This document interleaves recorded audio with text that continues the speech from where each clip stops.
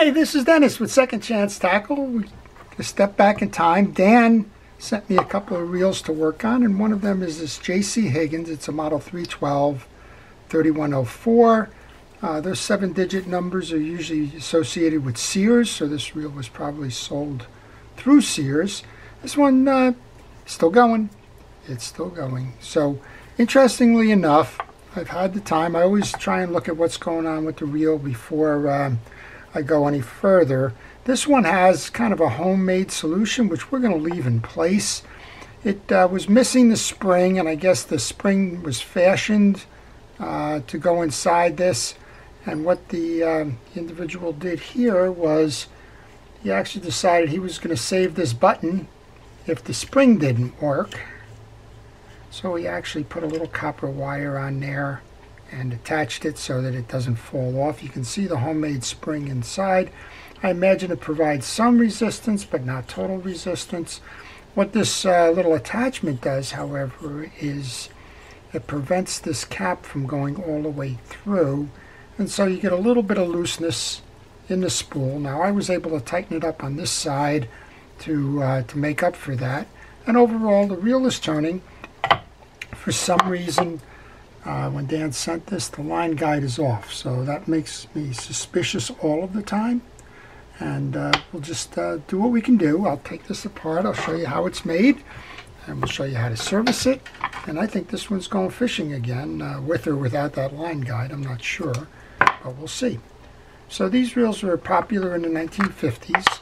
The style and design goes all the way back to the early 1900s, but this one I think is post-war. I don't know exactly, but we'll see. These have very small slots in them. You might want to do well to do a micro screwdriver as opposed to a standard one. And you might do well to thank your local hometown heroes, the folks in the police, fire, first aid, rescue, and essential workers in transportation and food delivery and the like, for all that they're doing during the pandemic. That was an interesting segue, huh? We're going to take the 4 of these off. And we'll take the side plate off and we'll see what we have underneath. I did test this to make sure that our worm gear was driving, and it is. And so many of you who watch these vintage reel video repairs that I do know that the primary cause of an issue with these reels is grease, dried grease, because they've been fished probably in the 50s and 60s and put on a shelf somewhere, and then all of a sudden somebody rediscovers them and wants to make them work. And usually it's just a matter of dried grease. Those of you that watch my videos know I wear a protective glove to keep that dried grease off my hands. And I also use a parts tray, which is the bottom of a jug, to hold all of these screws and things that I take off so that I can easily find them when it's time to reassemble the reel. Okay, 4 side plate screws are off. This should come off. That's what I would expect to see. We just have some old dried grease or lack of grease in here. I'm going to pull the spool off. You can see the back end of this one now. That's just where that spool tensioner is. We do have a little bit of dirt in here, so I'm going to go ahead and try to spray that down with a penetrating oil and just kind of mop it up while we have the reel open. And these are simple in design, and what simple in design usually means is they can last a long time. If the quality of pieces and parts in there are okay, well, there's very few moving pieces and parts on the reels, and that usually means they're going to last. So in this case, this one's a survivor. As I mentioned, it's probably 60 or 70 years old now. Wouldn't surprise me. And all it needs is fresh coating of grease. Just a little bit of a checkup here, like we all should have on an annual basis. And you should be ready to go. There's a little dent here. I'm just going to see if I can't grab a needle nose pliers. Just try to straighten that a little bit. You don't want to go crazy. But just see if we can't pull that out a little bit.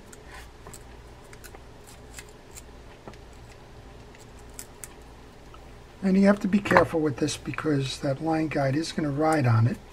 So if it gets a little bit too proud, then you're not going to be able to run it. But otherwise, this looks pretty good.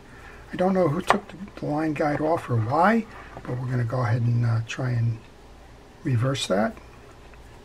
There's 2 screws that hold that line guide mechanism in place, so let's go ahead and take those out. Now sometimes folks remove that line guide just because they want an easier casting reel, and that line guide slows the reel down from a casting standpoint. So sometimes it's as simple as that. Sometimes it's more complicated. And we're going to look now. We know that it's been riding okay. I feel sand in that. That might be a reason why that came off. It might just be where that was used. I'm going to grab a paper towel and a hard brush, and you can see immediately how all of their stuff in the channel is cleaning out. So that may have been it. You may have had a blocked channel with the line guide. Not sure. So let's go grab that line guide again. This screw is out. We have a double-edged pole here. I think I may have mentioned that on a different video. But that's pretty cool. If you lose the point on the one, you just flip it around. So this pawl, for all the years, seems to be in good condition. I'm checking the shoulders. I'm checking the fork points. So I don't think that this thing was put on the shelf because the pawl didn't work. Let's go ahead and put that in. Put the pawl back in. Let's put the carrier back on.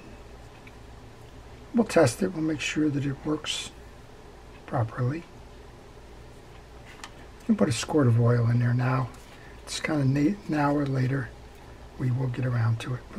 I'm going to use Reel X, which is an aftermarket fishing reel oil. I'm not particular to brands, but I am particular to use fishing reel oil and grease. No sense doing all the work and then using something that doesn't have the right properties for marine application and water repellency and all that other sort of stuff, right? Okay, well, we don't have the teeth in the groove, so we'll just work that for a moment. Eventually we'll settle it up. It'll get seated properly. Not there yet.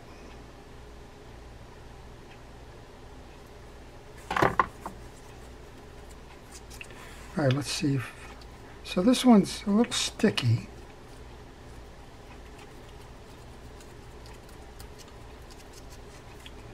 But otherwise it seems like we'll get it organized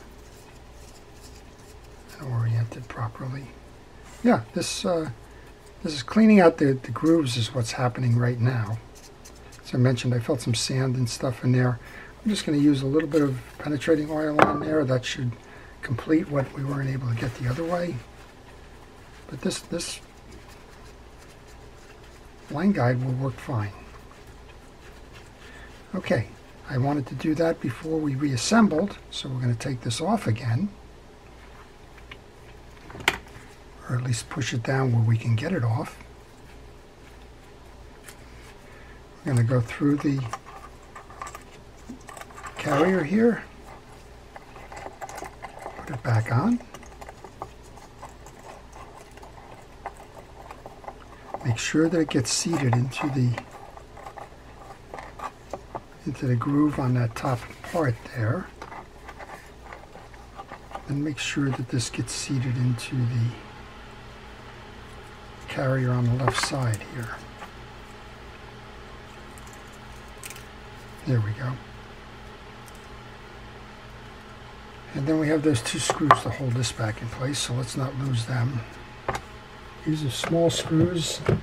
I don't have luck with small screws, so I'm just going to put a little bit of grease on the one, see if we can't hold it while I go to reinstall. And we'll do the other one.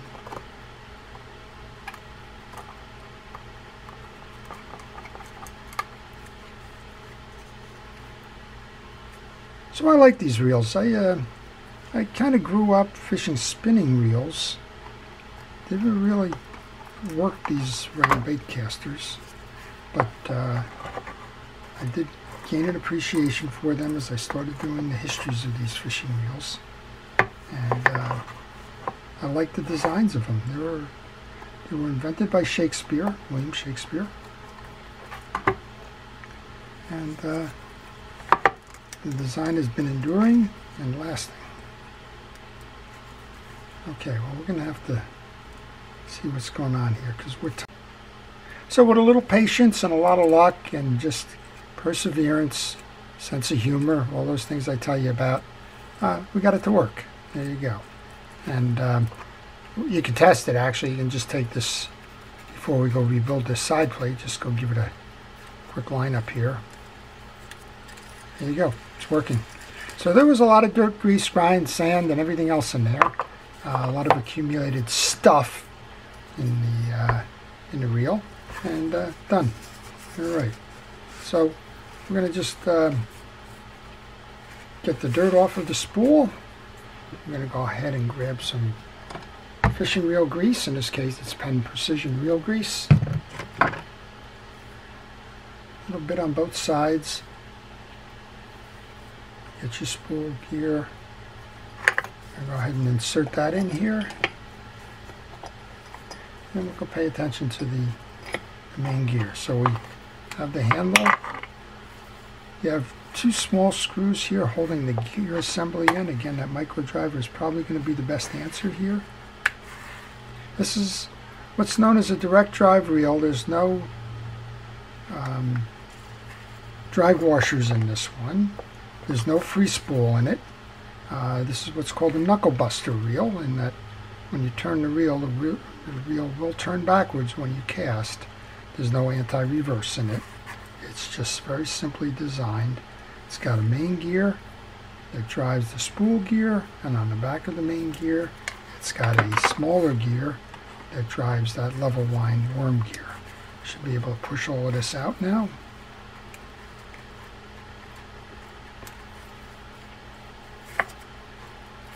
There's a little pin here holding this on. There you go. Get that out of there. And you can see this is the other problem that we have with gears. It's just dried grease. So if we look on the inside of this, we'll see the dried grease in the case. I'm going to go ahead and take care of that. I'm using a penetrating oil as a degreaser here, not as a lubricant. Clean that case up. There's even a little bit of sand in this case, so we'll make sure that gets nice and clean. And then buff the outside while you have it off. It's always easier when the handle and the gears are out of there to do some of the cleaning too. All right, when you take these gears off, remember which way they go. This faces the case. Now, I don't think it matters in this particular one because I think they're straight gears, but sometimes you'll have a spiral cut on them. You're going to want to know that. Clean the shaft off. You notice we were a little sticky in there, and that's just a matter of it being dried grease. And of course, we have a little bit left on this shaft here, so let's get rid of that. I use a variety of things to clean. Q-tips or cotton swabs. I use a little bit of the paper towels and paintbrushes and all kinds of things to get in there and do it right. All right, grease back onto the shaft, gear shaft back on, smaller gear which is going to drive the spool, bigger gear which is going to drive the worm gear. Grease on both. Or not squared up on that gear. There you go. Grease on both. A bit of grease where it's going to go in the case. We didn't clear that throat out there, so let's get that. You can see that there was a good amount of dirt in there as well. Everything goes back in now. Get the pins set for the hold down. Give it a turn before you go much further. Two small screws. I'm going to use the grease on this one just to get that back together. Hold it. So this should perform nicely. So this is essentially what you do with the older reels. You just take all the pieces apart, and there's not a lot of pieces or parts in that. 6, 7, 8. There's not a lot of moving pieces. That's why I said simplicity of design leads to an enduring craftsmanship, because there's not that much to break. Of course, if something did break, you're out of luck. The parts are no longer available. I'm sure they haven't been available for a long time. Even the company that sold them, Sears, isn't available any longer. So I guess take your chances, but test your reels. If you're thinking of buying one, test them. Make sure all the features and functions are there, that you don't identify any skips in the lake, because there's a broken tooth or something in there, well, you're out of luck. Okay, so we just put a little bit more grease in that little adjuster button on the side. Go ahead and load this up again. That fit on easily. We'll go through our small screws. There were 4 of them. This is where the parts tray helps a lot. You use that micro driver to put those in. So if you like these types of videos, I ask you to subscribe. And if you do, please hit the notification button. That way you'll see when I post. And I work on all kinds of reels. This happens to be a vintage reel, but I work on the new ones that are just out. I work on the vintage. I work on spinning, bait casters, trolling reels, ocean reels. About the only thing I don't work on is fly reels. And that's just because where we are, we just don't see a lot of fly fishing. And man could starve if he was dependent on servicing fly reels here as a business. But then again, there's people out there that love the sport and spend an awful lot of money doing it. So there you go. All right, one more. We're about ready to reattach the handle, and we'll see what we got for Dan. I think we got a reel where we reestablished that level wind feature. Cleaned up an awful lot of sand in there. Cleaned up the dried grease. Tightened up the dried grease on the handle. Tightened up the adjuster. Notice that there's a homemade fix on the other side for the adjuster cap, and we're just going to leave that as it is. I like, it kind of tells you a little bit about the reel, doesn't it? So I kind of like to leave those things. Tells you that somebody who was fishing with this reel had a problem at one point, came up with an innovative solution, and kept the reel fishing. And I don't think it's going to matter at all to the performance, because the side cap here was able to take up the slack when I was testing it. Alright, you can use a wrench or a screwdriver for that one. Okay, nothing left but a test drive. And this one's running nice and smooth. It's not as loose as I probably would like it to be. This one's better. One of the handles is a little bit tight. But no, this one's doing fine. So here's what we mean by a knuckle buster. When you go to cast this reel, it's going to let the line out and the reel is going to go in reverse. And if you have your knuckles there like that, if you were casting, that's where you would get hit. So there is no anti-reverse. There is no free spool. It's what you see is what you get.